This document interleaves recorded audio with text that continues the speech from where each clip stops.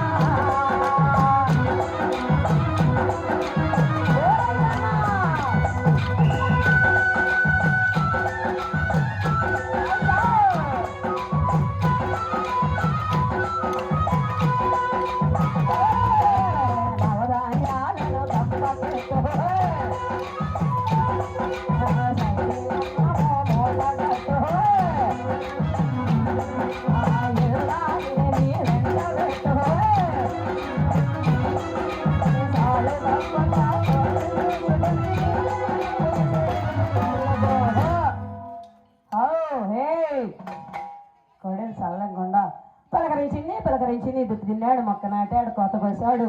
పంటలు ఇంటికి వచ్చినాక మొన్న సంక్రాంతి సంబరాలు అంగరంగ వైపుగా సంబరాలు చేసుకుని ఈరోజు మన అన్న నందమూరి తారక రామారావు గారి వర్ధంతి సందర్భంగా మన తక్కిడిపాడు తెలుగు యువత తెలుగుదేశం కార్యకర్తలంతా ఆ అన్నగారి వేడుకలు అంగరంగ వైపుగా సంబరాలు ఏ విధంగా చేసుకున్నారు చూడమ్మా.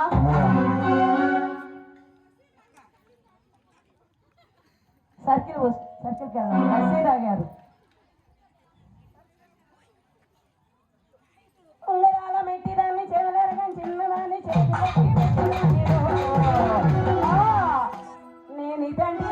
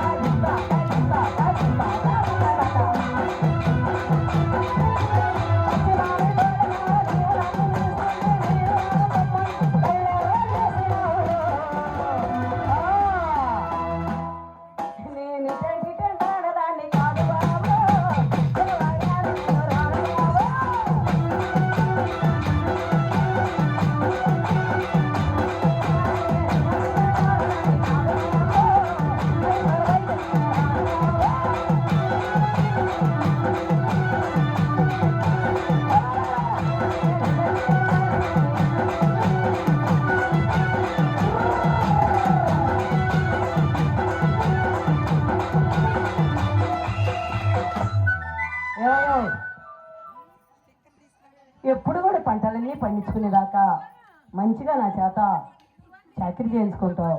పంటలన్నీ ఇంటికి వచ్చినాక ఏమే నీకు ఆరం చేపిస్తాను అదే నీది అని అంటావు. కానీ పంటలు వచ్చినాక ఈ సంవత్సరం కాదులే మళ్ళీ వచ్చే సంవత్సరం చేస్తానని మళ్ళీ అంటావు. చక్కగా మనం అంతా ఈరోజు ఇంత చల్లగా ఉన్నామంటే ఆ అన్న గారి దయ వల్ల, అలాగే మన పోలేరమ్మ తల్లి దయ, అలాగే మన స్వామివారు శివయ్య స్వామివారి దయ వల్ల ఈ యొక్క మనకింత ఆ అమరావతి వచ్చిందయ్యా. అమరావతిలో మనకి ఇంత ప్లేస్ ఉంది. ఆ అమరావతి రాజధాని అవటాన్ని మనకి ఇక్కడ ఒక సెంటు భూమి కూడా మనం ఈరోజు కొనలేమయ్యా. ఆ రైతన్నలు సిరి సంపదతోటి తలదూస్తూ ఉన్నారయ్యా. ఓసారి ఆ రాజధాని అంటయ్యా మన చంద్రన్న ఎంతో నవ్యాంధ్రదేశంగా ఆ రాజధానిని తయారు చేస్తున్నాడయ్యా. మన పిల్లల భవిష్యత్తు, మన పిల్లల ఉద్యోగాలు ముందు నాటికి ఎంతో బాగుంటాయి. ఒకసారి చూసేద్దామయ్యా. అక్కడికి వెళ్ళని చెప్పి ఆ భార్య భర్తలు ఇద్దరు ఏ రకంగా ఆటాడుకుంటున్నారు చూడు మా రాజధానిలో. అందమైన దానా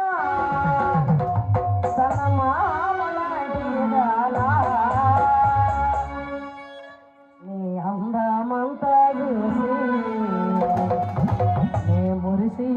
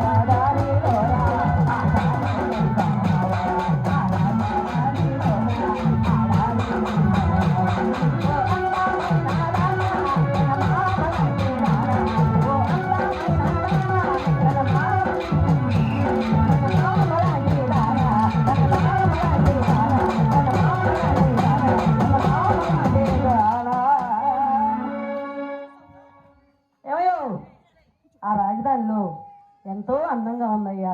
నువ్వు మంచి పని చేసావు, కానీ అన్నీ బాగానే ఉన్నాయి, కానీ నీకు ఆ తాగుడే వద్దంటున్నానయ్యా. నువ్వు తాగబాకయ్యా, ఆరోగ్యం పాడైపోయిద్దయ్యా, కిడ్నీలు పాడైపోయిద్దా అని చెప్పి అన్నా కూడా ఇదిగో మన పేడ పొంతులు 3 రోజుల నుంచి అదే పని మీద ఉన్నాడు కను పండుగ మొదలుపెట్టిన కాడి నుంచి. లేకపోతే తాగకపోతే అంత మంచి వాళ్ళు ఎవరు ఉండవు అని చెప్పి ఆ ఇంట్లో ఇళ్ళాలు మొత్తుకుంటున్నా కూడా తాగకుండా ఆదిలక్ష్మి నేను తాగాల్సిందే అని చెప్పి ఆ తాగుపోతే భర్త ఆ సేటుగారి దగ్గరికి వెళ్ళి సేటుగారు మీ బార్లో ఏమున్నాయ్యా? మా బార్లో బీరు బారు రమ్ము బూమ్ బూమ్ విస్కీ నేను తాగాల్సిందే అని చెప్పి పొద్దున్న నుంచి ఫోన్ చేస్తాను. ఫోన్ తీలా ఇందాక వచ్చి ఆ వంకాయల పట్ల అడ్రోట్లు ఆ షాపులు ఉంటే ఎక్కించుకొచ్చాం అని చెప్పి ఆ భార్య భర్తలు ఇద్దరు ఆ భార్య ఆ తాగబోతు భర్తను ఏమంటుందో చూడయ్యా. తాగబోతురా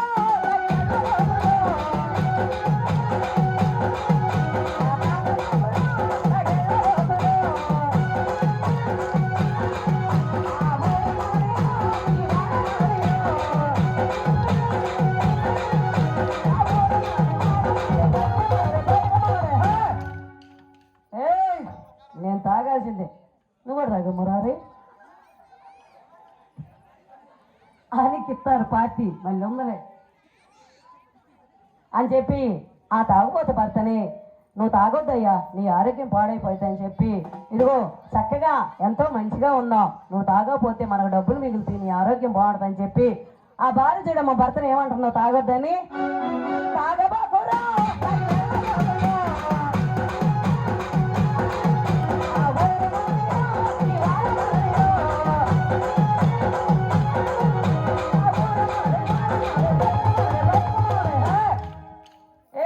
నువ్వు విన్నానని చెప్పు, నాకు ఆ కుతి తీరేదాకా నేను తాగుతానే ఉంటాను, నాకు ప్రోగ్రాంకి వచ్చిన డబ్బులన్నీ అవజేసుకుంటానని చెప్పి ఆ మనోజ్ పొద్దున ఆ షాపులోకి వెళ్ళి ఏమంటున్నాడు చూడే కృష్ణయ్య మీ షాపులో ఏముండరా అంటే నా షాపులో తెలియదు ఏముంది నువ్వు రోజు వచ్చి తాగుతున్నావుగా అదే తాగంటే కాదు ఈ మధ్య వచ్చిందంటే ఏందో కొత్తది ఏంటి శేఖరు భూమి భూమును అంజనీ వాళ్ళ షాపులో ఉంటాయి మర్చిపోయా ఏమిస్తున్నా అందరికి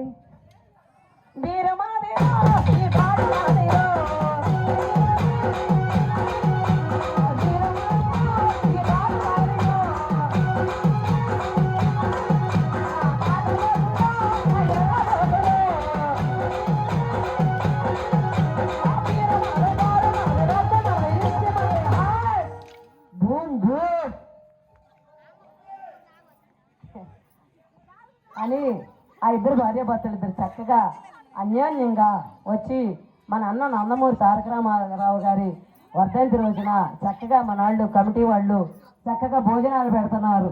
చికెన్ అంట కోడి కొయ్యాల్సిందే నేను రేపు పొద్దున అని చెప్పి చక్కగా ఆ విందు భోజనం ఏర్పాటు చేశారు.